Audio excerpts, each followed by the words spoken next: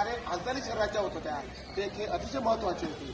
गोट्या खेळत असताना आपण खाली बसून दोघं बार खेळत बसून आपण गोटी मारत होतो.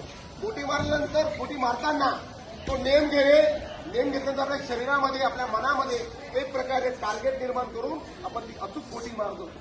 गोटी किती लांब असली पण गोटी मारल्यानंतर शरीराची अचूकता असली गोटी परफेक्ट आपण मारत होतो. त्यानंतर विट्टीदांडू खेळत असताना एक काठी आणि छोटी विट्टी आपण खेळत होतो.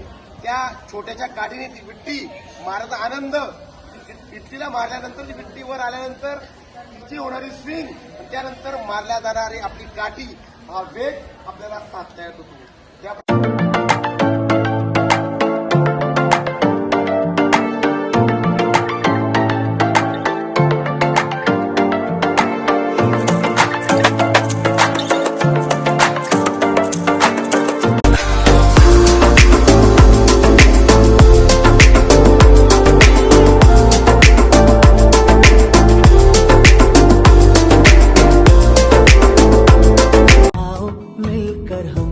वृक्ष लगाएं, आओ मिलकर हम वृक्ष लगाएं, धरती माँ का कर्ज चुकाएं.